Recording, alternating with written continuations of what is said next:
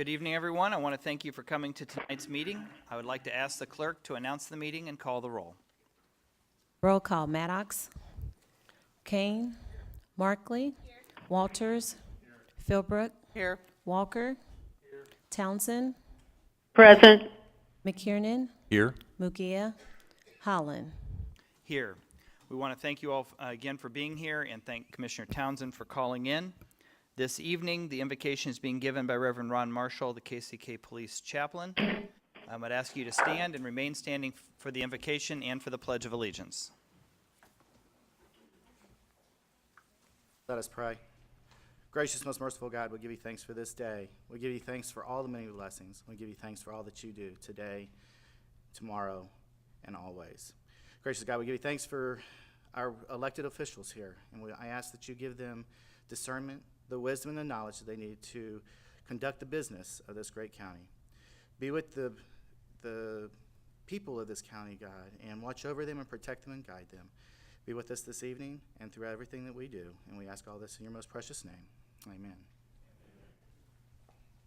I pledge allegiance to the flag of the United States of America and to the republic for which it stands, one nation, under God, indivisible, with liberty and justice for all.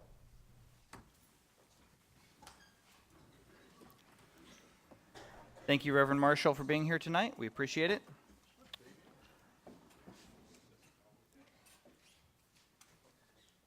I want to announce that anyone who is interested in addressing the Commission during the public hearing regarding the UG budget and CDBG and the one-year action plan may sign up at the table located at either entrance.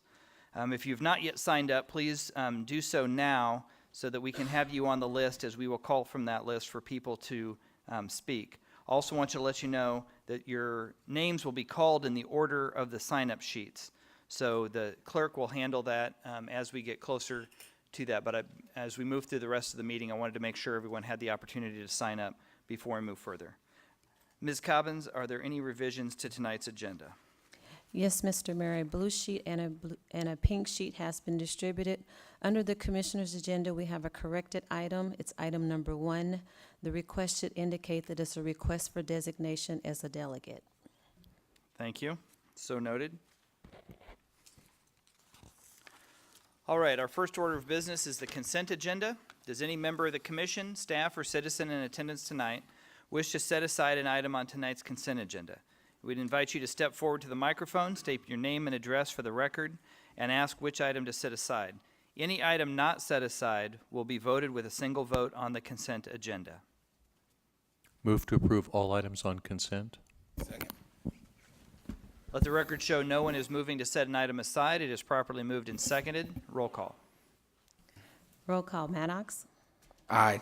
Kane, Markley, Walters, Philbrook, Aye. Walker, Townsend, Aye. McKiernan. Aye. The vote is 8-0. That motion carries.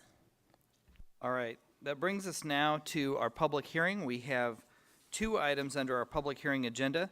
The first is a public hearing to receive citizen comment regarding the Unified Government 2015 amended and 2016 proposed budgets, as well as the CDBG budget and the 2015 to 2019 5-year plan and the 2015 annual action plan. First, we'll hear a brief presentation from our budget and community development departments, and for that, I'll turn it over to Administrator Doug Bach. Thank you, Mayor, Commission. As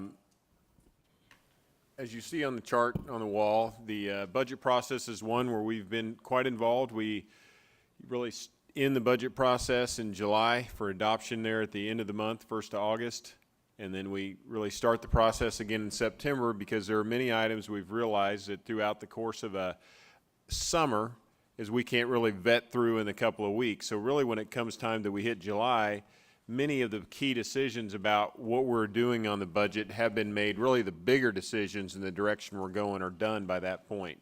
So we've incorporated timeframes in the spring or in the fall, as you can see where we go through and we talk about our major CMIP projects. That's capital maintenance, capital equipment projects, where we vet those through and determine what are higher priorities. Our Public Works staff leads that discussion as they go through and talk about which ones we're doing in last year and completing, what are the priorities that we're doing in 15. And then we go through and look at the list for 16, 17, and 18 for the out years to determine where our priorities are in that regard. The Commission also has met in strategic planning sessions, and at those points they give different areas of priority. You know, what can we do to maintain or reduce our property tax rate, but also looking at areas where we can reinvest in our community. And that leads us really as we move into now, where it's an opportunity for the public to come and comment on our budget. And that's really emphasized toward what is your comment about where we are spending our money today. You know, the emphasis, are we spending enough money on the streets, where we are in the police department. That public hearing and really where government spend their money is not about what new areas or where are we going to hand out money in different areas. And I think many people came forth in that regard last year, but as most could see, it's really about what is the emphasis for the areas of core services that we provide for our government. Where should our emphasis be? And those are things we look to in these public hearings and hope to get good input. And then we carry that on to the spring, is when I'll work with my departments, we'll build our budgets, and then present that back to the governing body as we move into the summer months. So with that, I'm going to ask Reginald Lindsay, our budget director, to come forward, and he's going to just give a brief overview of what we have approved for our 2015 budget. After Reggie, Wilbur Miller, our director of community development, will follow him, and she'll give an overview of where we are with our community development budget, and then we'll move from there. Thank you. Reggie? The 2015 budget is a $295 million structural budget across 30 different funds. The slide here represents sources of support for our budget. Property tax is our main source of revenue, with charges for services and sales tax and franchise taxes coming in a close second and third in our revenue stream. Here, this graph or chart shows our expenditures going out. They're also $295 million. The largest category going out is public safety, which is $129 million, and then public works, which makes up streets, buildings and logistics, and also engineering and streets also. This graph right here shows our ending fund balance for the general fund for the last 11 years. In 2004 and 2005, you can see we had a $35 million ending fund balance. In 2010, you can see we dropped $33 million to $1.8 million. Ending the year in 2014, we're forecasting that we'll have a $7.5 million ending fund balance. This is $12 million lower than our targeted fund balance of 10% of our expenditures. Now we'll turn the presentation over to Wilbur Miller, our Director of Community Development.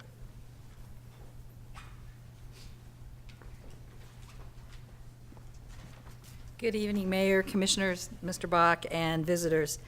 The Unified Government receives an annual allocation of entitlement funds from the U.S. Department of Housing and Urban Development, or HUD, for the following programs. As you can see, Community Development Block Grant, the Home Investment Partnership Program, and the Emergency Solutions Grant Program. These resources are for the purposes of meeting the needs of low-income citizens. This first pie chart reflects the funding sources for the 2015 budget and includes the 2014-15 fiscal year allocation. It includes prior year funds and projected income.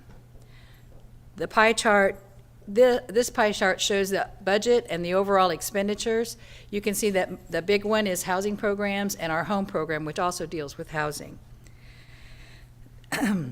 The 2015-16 fiscal year allocations are, the new allocations are $2,024,000 for CDBG, $517,000 for home, and $183,000 for ESG.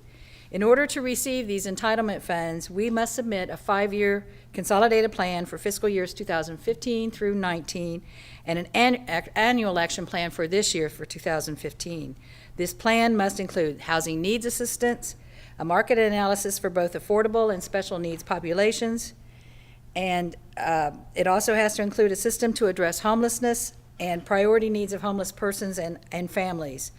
Our housing priorities are established with strategies to address identified needs and any obstacles to meeting those needs, particularly for extremely low income and low and moderate income families. Examples of CDBG eligible activities include demolition, public service, public facility improvements, and rehabilitation of housing.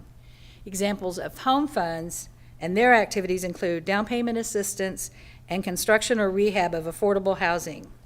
And finally, examples of the emergency solutions activities include rapid rehousing and homeless prevention. An information packet with a list of eligible activities and the details of HUD requirements for each program have been made available at the sign-in tables. This evening, we are fulfilling the HUD requirement to obtain comments from citizens and other stakeholders prior to developing the budget and the draft 5-year plan. We are seeking to assure that citizens participate and understand that the proposed plan will address housing and community development needs, the development of proposed activities, and review of program performance. The draft annual action plan will be published in June to meet a 30-day citizen comment period. A second public hearing is scheduled for July in conjunction with the Board of Commission meeting prior to the adoption of the unified government budget.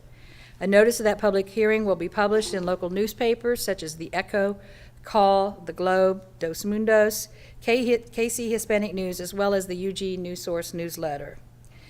This information will also be placed on the UG website. This annual action plan and the 5-year plan must be submitted to HUD no later than August 15, 2015. According to federal regulations, failure to meet this requirement will automatically result in the loss of these funds. The deadline is in compliance with submission of the plan to be 45 days prior to the start of our October 1st fiscal year.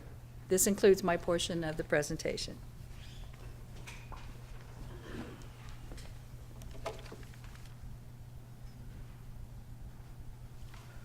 A funding proposal form is available for citizens and organizations within Wyandotte County to request funds from the certified funds budget and also from the CDBG budget.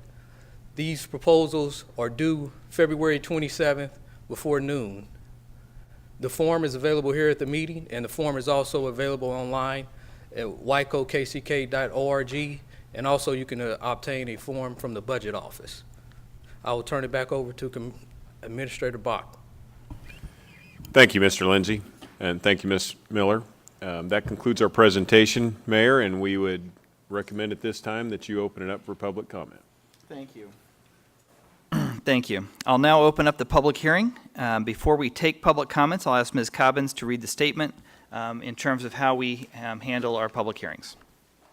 We would like to welcome all present to this public meeting of the Unified Government of Wyandotte County, Kansas City, Kansas, regarding the Unified Government 2015 amended and 2016 proposed budgets, community development block grants, 2015 to 2019 5-year plan, and the 2015 annual action plan. We appreciate the attendance of those people this evening, and we recognize the importance of your views. We would, however, remind you that there are 9 individuals signed up to speak. Each person will be allowed 3 minutes to speak. Should you go to the 2-minute mark, I will announce that you have 1 minute remaining, and that will allow you time to wrap up your comments. As you come to the microphone, please state your name and address for the record. On deck means that you will be the next to the podium. We appreciate your efforts to be considerate to all during their comments. We ask that anyone with a cell phone to please turn them off or switch to non-audio. Once comments begin, we would appreciate no clapping, no talking or outbursts, so you will not disturb the hearing from recording purposes and for TV viewers. If any distractions occur, you may be asked to leave the room. Katie Fields to the podium. Mark Wiebe will be on deck.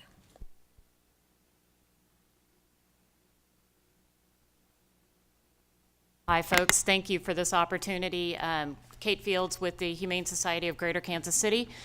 Mayor, Commissioners, thank you so much. Your address for the record as well, Our please. address is 5445 Parallel Parkway. I just want to take this opportunity to, A, thank everyone for Our partnership with the Kansas City, Kansas Animal Control, we are the veterinarian of license for animal control for the past 2 years. It's been an incredible partnership, one that I really didn't understand until I got into it, and the things that I've seen are incredible. We're here tonight to strengthen our partnership, but really ask that everyone focus on funding for animal control itself. And the reason being is that you've got 5 officers on duty at this time, and a population of our size really requires 8 to 10 officers. So when you look at everything in conjunction to what we do, and we're down there 2 to 3 times a week, our veterinarians are down there, our volunteers are taking animals out to PetSmart every weekend and adopting animals out. We're doing surgeries, spay-neuters, wellness checks. But when we're down there and you have 5 officers on duty, who's medicating, who's cleaning, who's feeding, who's answering the phones, who's working the front desk, and then who's going out on calls, there's an awful lot of opportunity to unfreeze 2 of the positions that are frozen currently at this time, to hire that extra officer that I know that we're interviewing for. But then think of it as, what in a perfect world would that look like? It's a civilian position that everyone is considering, and I appreciate that. It's fully staffed officers, but it's also a couple of kennel attendants to help with wellness and care and feeding of animals so that the officers are freed up to go out on calls. And, you know, just putting it in layman's terms, you can have all the laws that you need to handle all this. You have 1 minute, ma'am. But if you don't have enough officers to cover and to go out and make these calls, then it's a moot point. So anything that we can do to help, we're down there every day. We try to do, but please consider funding for those positions, and that would help us in the long run. Thank you. Thank you. Mark Wiebe to the podium. Merle Bland will be on deck. Thank you. And before I begin, I want to say I prepared for 5 minutes. I thought there was a 5-minute limit, but it's 3. So I'll do my best to keep it at 3. So anyway, thank you, Mayor, Commissioners, for letting us speak here tonight. I'm Mark Wiebe, Director of Public Affairs at Wyandotte, Inc., 757 Armstrong Avenue. We are a family of nonprofit organizations that provide mental health care to everyone in Wyandotte County, regardless of their ability to pay.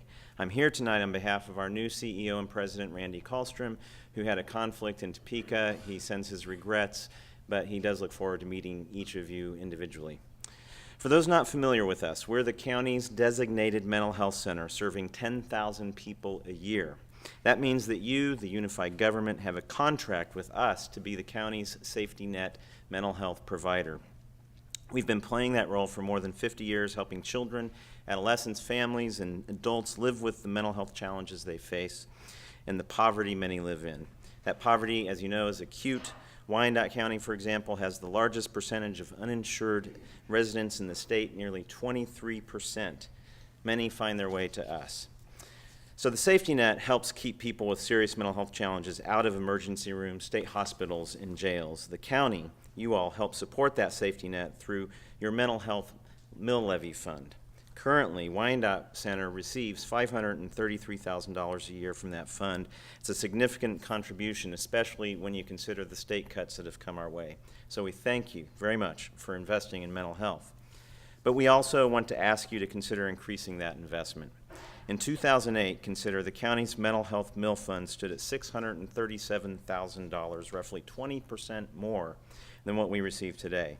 Wyandotte ranks in the bottom 10% in per capita mental health spending compared to the rest of the counties in Kansas. You have 1 minute, sir. Lifting us out of that bottom 10% would send a message that you are committed to ensuring that everyone in this county has access to high-quality mental health care.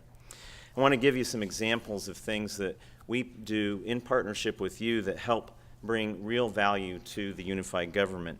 We have crisis intervention team training that teaches law enforcement officers strategies for de-escalating mental health crises. We have a case manager who works with the police as a co-responder to responding to mental health emergencies. We have also recently opened last year RSI, the Crisis Stabilization Facility in Rosedale, that is a place where police can bring people and the public can bring people who are suffering a mental health crisis where they can get treatment. This has helped divert jail population. We have, just an example here, since April, we believe that RSI alone has prevented 120 Your admissions time is into up, local sir. jails. Thank you. So I'd just like to repeat, thank you for your time. We would like to see an increase in the mill levy fund, and I appreciate your time. Thank you. Thank Earl you. Bland to the podium. Melissa Clark will be on deck.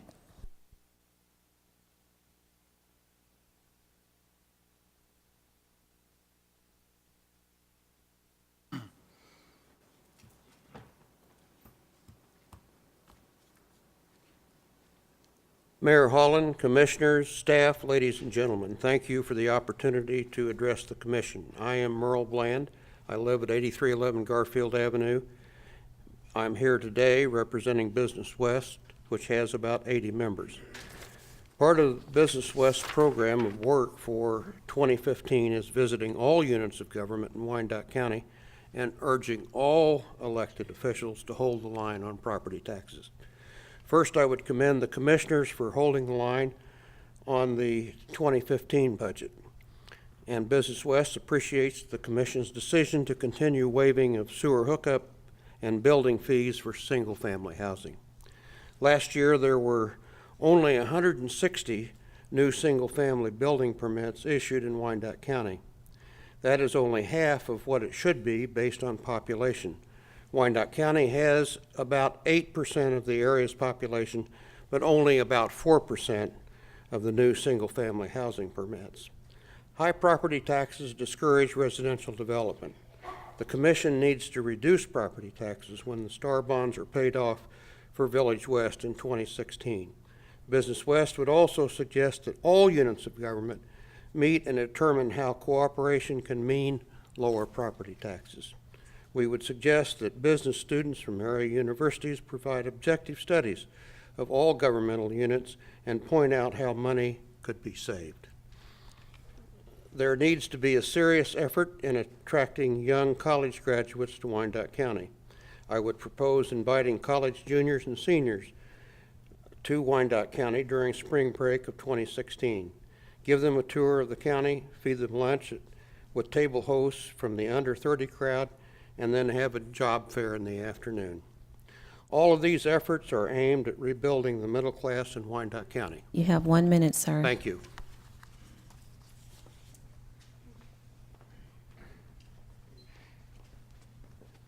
Melissa Clark to the podium. Tom Lally will be on deck. Good evening, Mr. Mayor, Commission, Mr. Administrator, and staff. I'm Melissa Clark. I'm the Executive Director of the Fairfax Industrial Association. I office at 3250 Brinkerhoff Road in KCK 66115. Thank you for the opportunity to speak tonight. I would also like to thank Bill Heatherman and Wayne Moody of the Public Works Department for their excellent work in communication, and Commissioner Townsend for her dedication to our district. As provided last week by the Wyandotte Economic Development Council, the Fairfax District has over 100 businesses within the district, and it employs 8,987 full-time employees, and also generates $4.5 billion in average annual sales. According to the Unified Government Tax Levy Manager, the total property taxes levied in the Fairfax District in 2014 was $16.5 million. Of this, the Unified Government shares of these taxes were $7.5 million. Despite all of the current new developments going on in our district, the Fairfax District is very old and needs considerable reinvestment back into its infrastructure to continue its future success. Our association greatly appreciates the Unified Government recognizing this need and committing $100,000 annually in CMIP money to work on this infrastructure problem. We look forward to having the 2014 budgeted money spent this spring to begin repairs on broken down curbs and sidewalks on Sunshine Road, and then later this year to have the 2015 $100,000 budgeted money to continue the curbs and sidewalk repairs along Sunshine Road, and then move on to begin repairs along Fiberglass Road. The Fairfax Industrial Association asks that the Commission considers continuing this reinvestment back into the Fairfax District in the 2016 budget, and we'd also like you to consider You have 1 minute, ma'am. an increase in the 2017 budget as the STAR bonds retire. Thank you for your time, and I look forward to continuing to work with all of you throughout this process. Thank you. Tom Alley to the podium. Stephanie Bell will be on deck.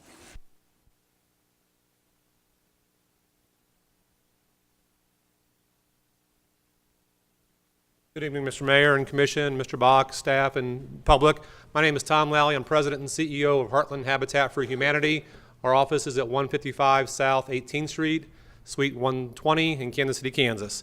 I want to thank you for the opportunity to be here and to share all the wonderful good things that Heartland Habitat is doing. I want to thank the unified government for the wonderful support that you show Heartland Habitat and all the other affordable housing organizations, especially here in the urban core of Kansas City, Kansas.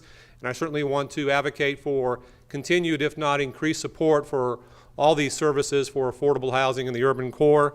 The item that I passed out, it's a 2-page document, and I think it shows that the significant investment from home funds since 2004 of $1.6 million through Heartland Habitat for Humanity has been leveraged quite effectively to really bring in about $12 million in affordable housing. That's 108 homes built since 2004 because of that investment and that partnership with the unified government through Heartland Habitat. But really the story doesn't end there. Beyond just the new home construction, we've also been working with the code department and the commission in terms of our Brush with Kindness program, which is our minor home exterior repair program. So really since that time frame, that significant investment from the unified government has really multiplied into hundreds of homes being built or repaired. I want to thank you on behalf of Heartland Habitat and all of our families. I'd like to encourage all of you to come out and help us build a house. Thank you very much. Thank you. Stephanie Bell to the podium. Chuck Schlittler will be on deck.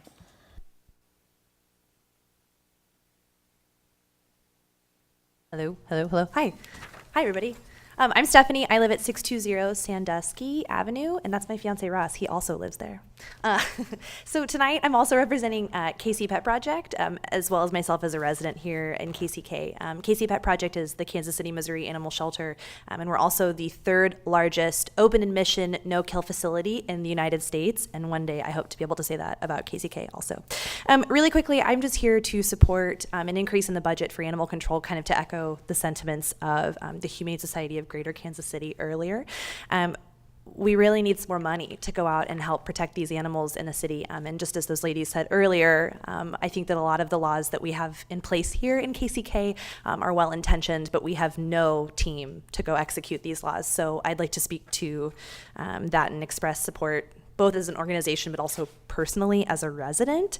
I'd also like to add, and I realize this is for later discussions down the road, but one of the best ways that I personally believe we can do this is by reallocating some of animal control's money and better spending it. And my personal opinion is that one of the better ways to do that is to eliminate the breed-specific legislation that we have here in our city, where we're spending $1,300 a week on every pit bull that we impound at our shelter. I think that's a total waste of money, personally, as a resident.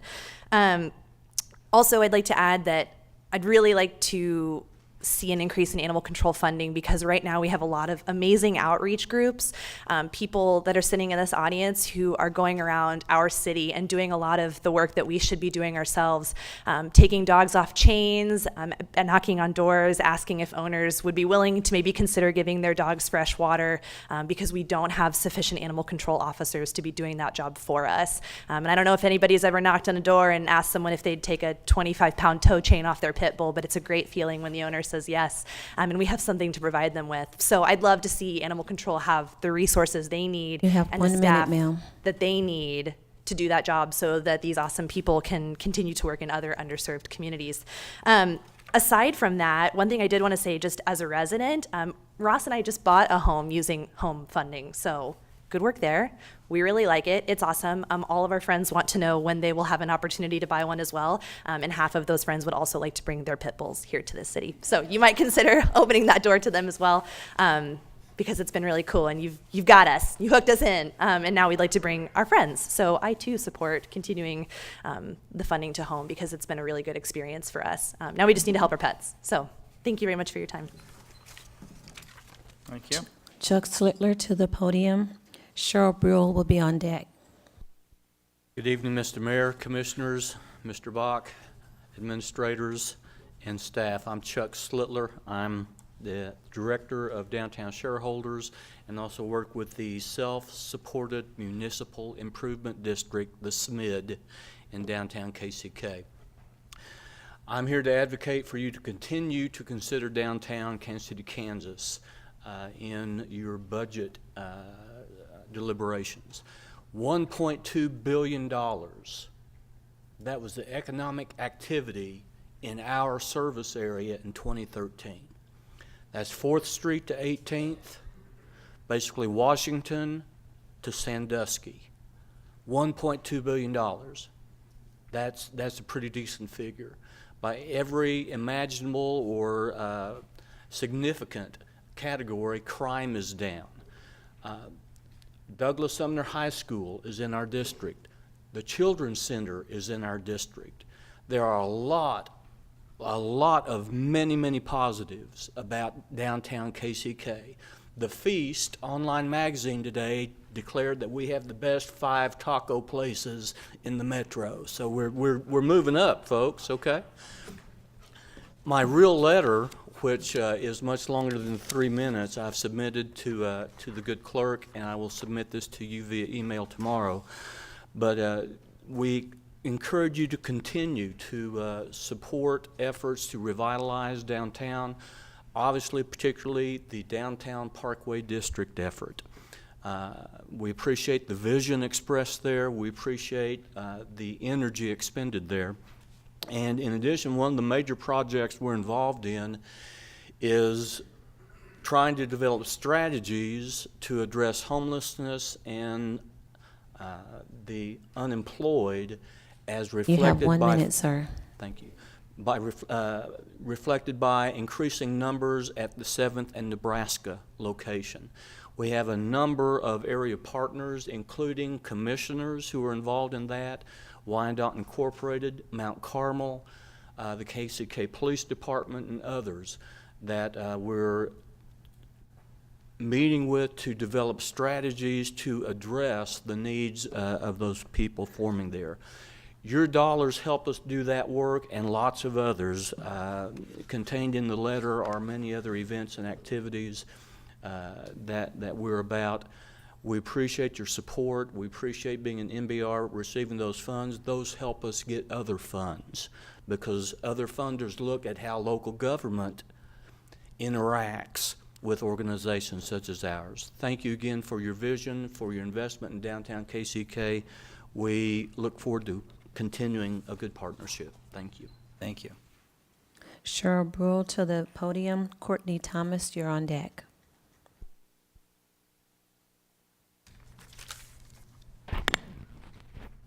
Hi, my name is Cheryl Buell, and I'm a resident here at 5549 Sloan Avenue, Kansas City, Kansas, 66104. I'm also president of the Wyandotte Chapter of Kansas City Dog Advocates. Honorable Mayor and Commissioners, thank you for this opportunity to speak tonight. I want to express my support for increased funding for animal control. Funding is needed for training, equipment, and additional officers. Captain Angel, head of animal control, and city staff conducted an extensive study that identified real solutions to animal control issues, along with changes in ordinances that would allow animal control to focus on the real issues: dangerous dogs and their reckless owners, and the stray and feral dog pack populations. Currently, the breed ban that costs our city upwards of $140,000 a year to enforce is still on the books. That money spent on this ordinance could be put to much better use. We could hire additional officers. The pitbull ban is a huge roadblock to animal control's future success. To the commissioners Maddox, Townsend, Walters, and Walker, shame on you for voting no to this repeal. Point of Shame order, on- ma'am. We do not ask for you to take direct acts of that Okay. nature. That's inappropriate language in our chamber. Okay, I apologize for that. Let me continue.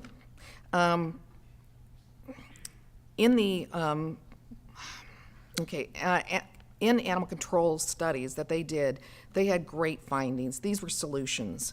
These are things that we need in this city. In the search for better ordinances and for saving money, the task force found real solutions.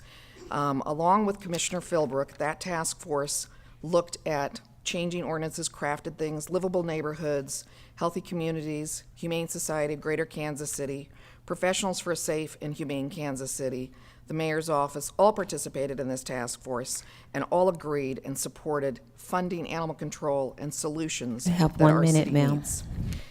We need to get this right. We had an animal control task force back in 2004 under Mayor Marinovich's administration, and during that time, the Northeast Neighborhood Group lobbied for solutions for animal control issues, biting dogs, packs of feral dogs. We have an opportunity to fund animal control. We have an opportunity to rethink how our city looks to other people that want to move here with families, with their dogs, and not have all these animals running loose, and having an animal control that we can be proud of, that can do its job and has the funding to do that. Thank you very much for the opportunity to speak to you tonight. Courtney Thomas to the podium. Marlon Roberts will be on deck.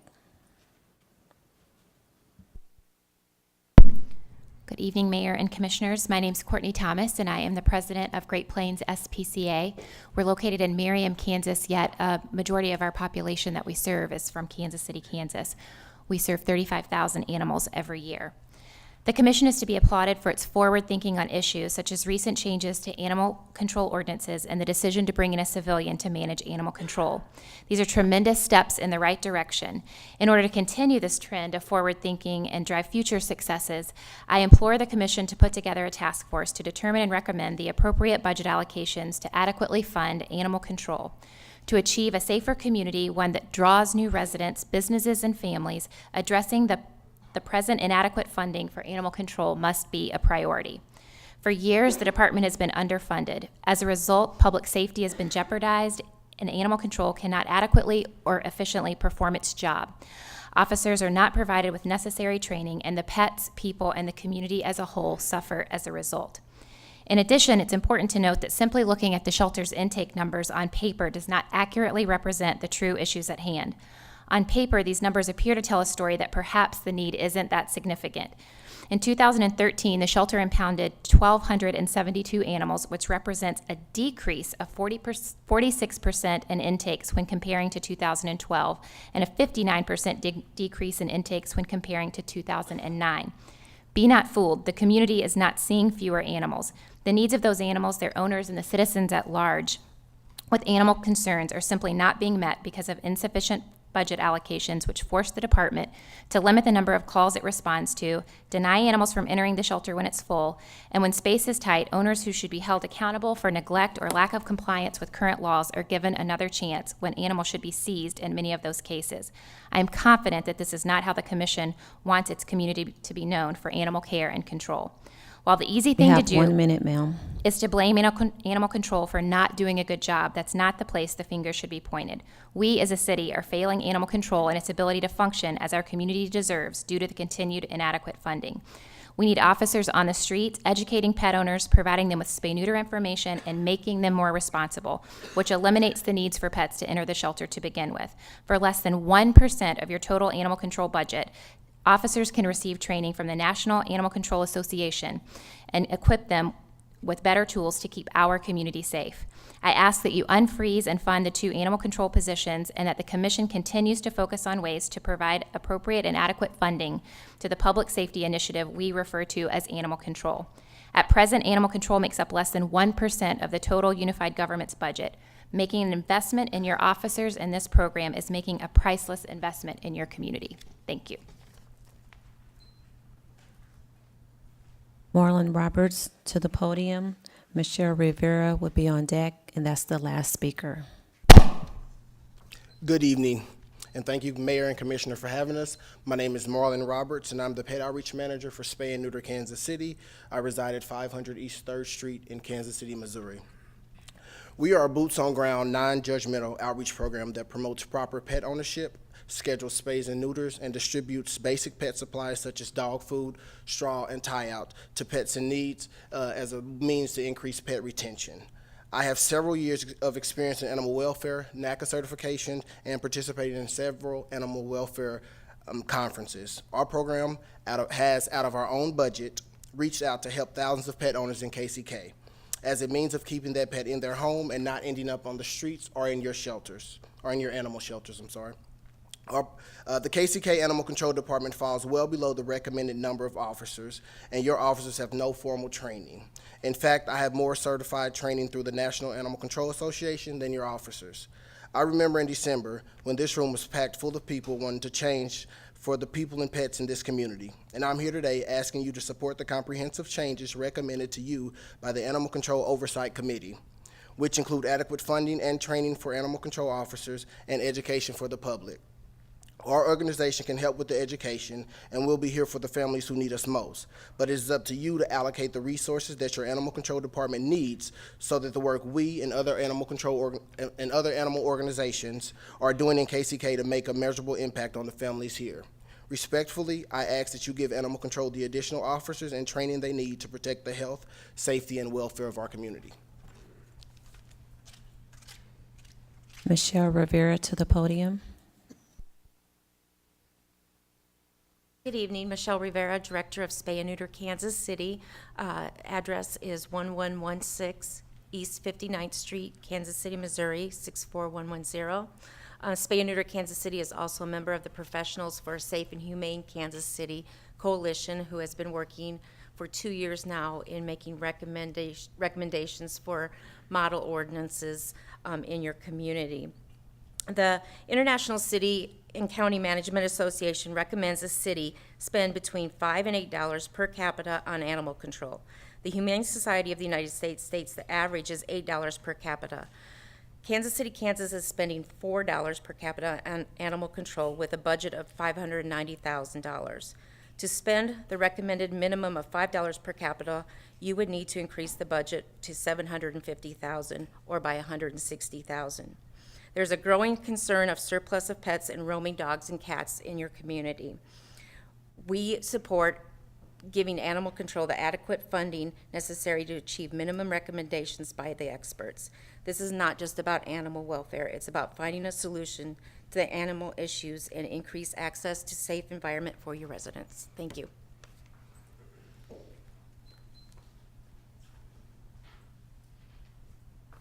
All right, that concludes our public hearing tonight. I want to thank everyone who came out and braved the weather to offer your position, and I very much appreciate all the commissioners taking the time to listen and receive this public input. We will have another public hearing in July around our budget, so there will be another opportunity for the public to give input.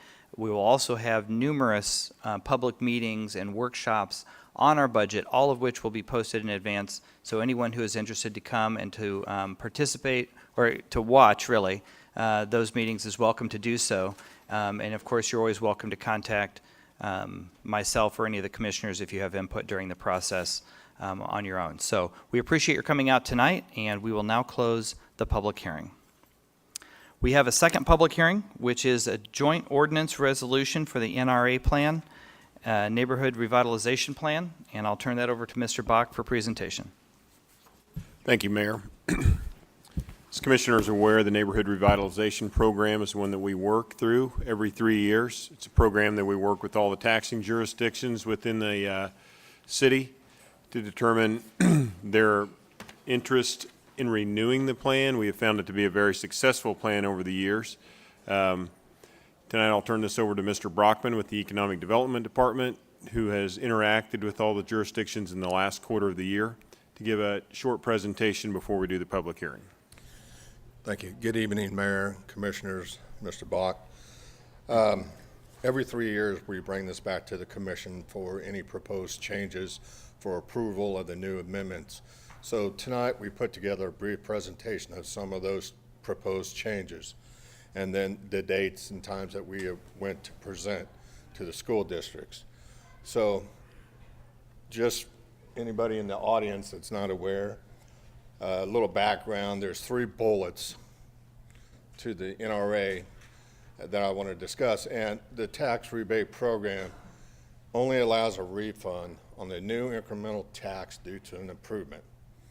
So it does not ever affect the base. We never take the base tax away. The second thing is the program's is designed for both residential and commercial properties, new and renovation. And pre-qualifying, you have to be current on your tax. Those are the main three. So these are the proposed changes we presented to the ED&F Standing Committee and to the respective school boards. There are 7 administrative changes and 2 new areas. So some of the highlights that I would like to look at, discuss with you that are significant changes would be number 3, commercial application fees. We're wanting to do a $1,000 application fee to be in line with our IRB policies and other application processes. We also want to talk about the new multifamily construction is not eligible. We had in the plan that it was only good for rehab, but the verbiage needed to be cleaned up. So we specifically put no multifamily construction would be eligible. And so doing so, I mean, that's in line with our single families, our townhome single families that are owner occupied. We do have some rental. We have multifamily that has to be approved through a commission. And then we have duplexes. And then, so that brings us to new Area 3. This Area 3 is what we call the K32 corridor. It starts at about 84th Street, goes over to 90th, butts up 435 and goes up to Riverview. We're mainly concentrating on commercial application NRA. It's 95% for 5 years, but there are residential in there, and we're not going to deny that. So it's a residential commercial, but mainly commercial. And then new Area 4, Piper. We had an opportunity to discuss the NRA with the superintendent and the board, and they are in line. They would like to have an NRA, 95%, 5 years, for rehab only. So that was really promising. So the next slide is the school district presentation dates that we did. We went to Kansas City, Kansas, Turner, 203, Community College, and Bonner Springs, Edwardsville. We had a busy December. So, and they all had their input, and these are the proposed changes that we all came up with that we're presenting to you tonight. So this is what the new NRA map would look like. So we have the existing Area 1, existing Area 2, east and west, Area 3 down there on K32 corridor, and USD 203 Area 4. And that brings us to the requested action tonight. Tonight, we would like to adopt the amended 2015-2017 NRA plan. This is a 3-year extension. The interlocal cooperation and authorization for the mayor to execute each respective interlocal agreement, and the ordinance and a resolution should take effect and be enforced from its passage, approval, and publication date. And that's all I have. I can answer any questions you may have. Any questions from the commission? Questions or comments from the commission? Mr. Bach. Just a clarification for those in the audience, as you saw the county map up there, this is a city plan for the NRA. The city of Bonner Springs and Edwardsville have control over any NRA plan that goes specifically into their cities. So it's just the school district does come over into part of Kansas City, Kansas, and that's where Area 3 comes into play. All right. Any other questions or comments? I know I knew Kane was going to speak. Somebody needs to say it. Yeah, can you go back to the prevailing wage part? And oh man, I think we could still leave the language in there where we would encourage them to pay prevailing wage. We can't make them pay prevailing wage, but to just flat take it out does not work for me. So I think we need the language in there to say we would encourage you to use prevailing wage. I think that's a good idea, and I think we need to clarify, this was not our idea. The state passed a law there was only one county in the entire state that required prevailing wage, and we've managed to build the entire Village West with prevailing wage. Stadiums, the Cerner Towers. This city has been built on labor. It's been successful, and it's a model for the rest of the state and the region. And it was an attack on one county, and we've done it with prevailing wage, and it's a disappointment that ability for us to require that has been taken away. But I do agree that if we can leave it as a recommendation, a strong recommendation, without removing it entirely, I think that is a legitimate option. Commissioner Philbrook? So, Mayor, do we need to put an amendment to this recommendation to have that included? We may. What I would like to do is open it up for the public hearing, close the public hearing, and then we can take a formal amendment to the process. Thank you, sir. All right. At this time, I'll now open up the public hearing. If there's anyone in attendance tonight who would like to speak in favor or opposed to this, I'd invite you to come forward. Please state your name and address for the record. Mayor, Commissioners, Administrator Bach, I'm Greg Kendall. I'm the president of the Wyandotte Economic Development Council at 727 Minnesota. I don't have any prepared remarks, but I did have a couple of comments. Number one, the NRA program is probably the best incentive program we have as a community to support small business and mid-sized business growth of really anywhere in the metro area.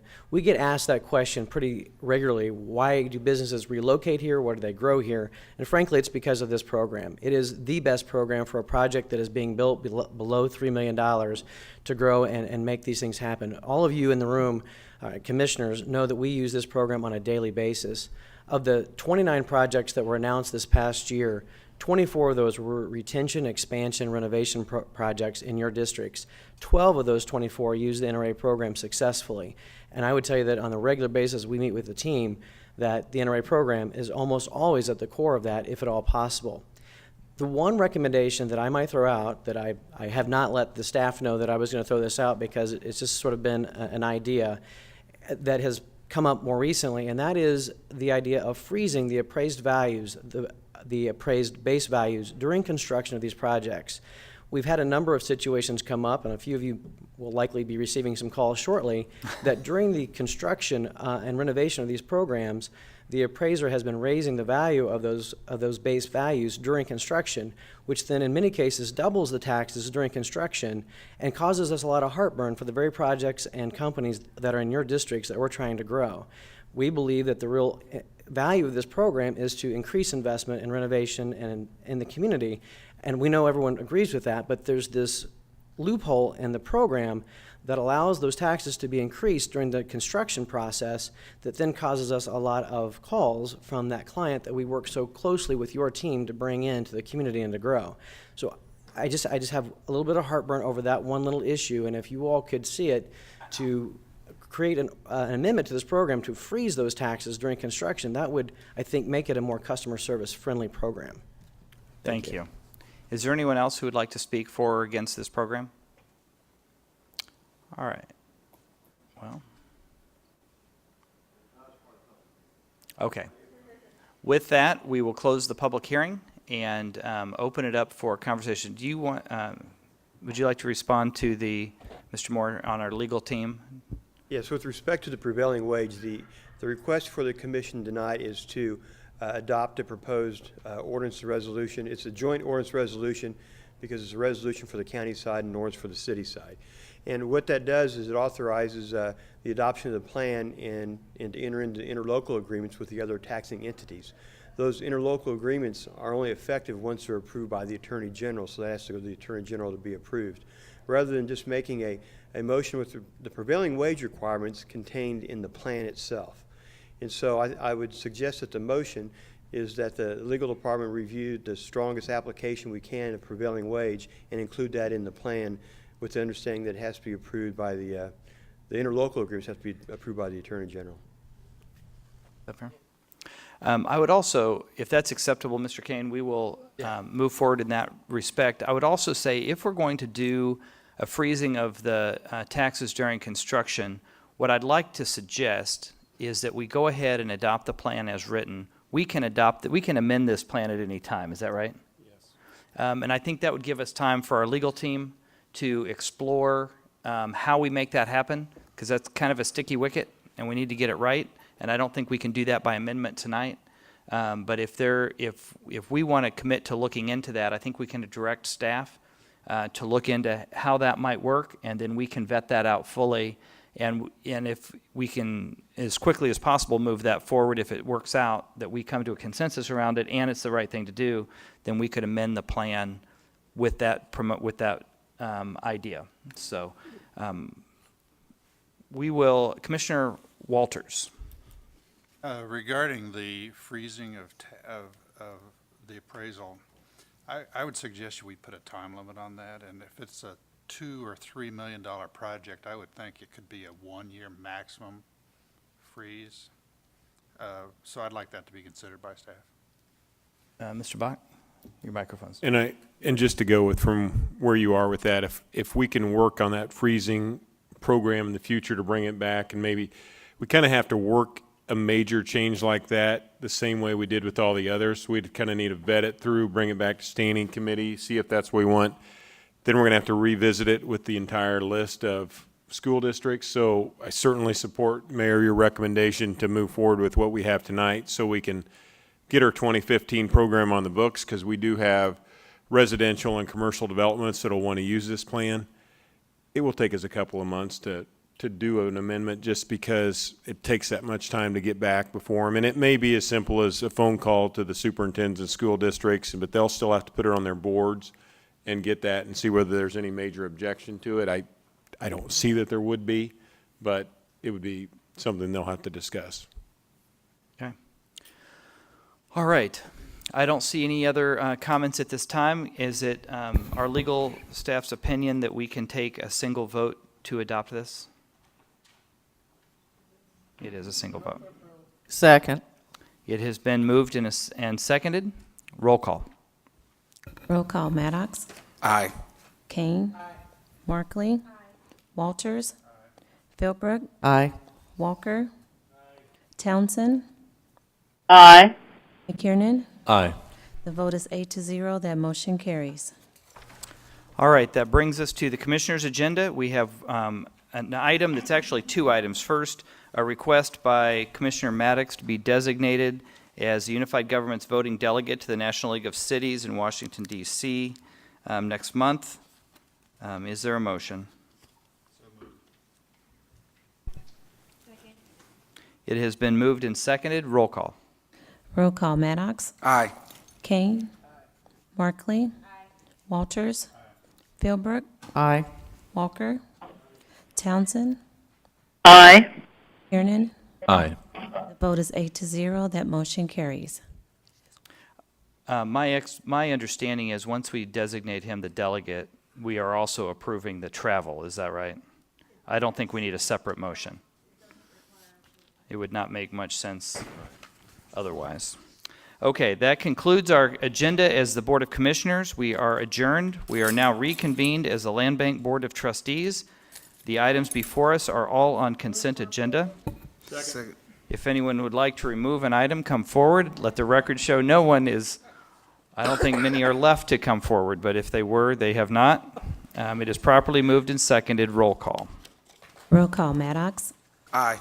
Kane. Markley. Walters. Philbrook. Aye. Walker. Aye. Townsend. Aye. McKiernan. Aye. The vote is 8-0. That motion carries. We are adjourned.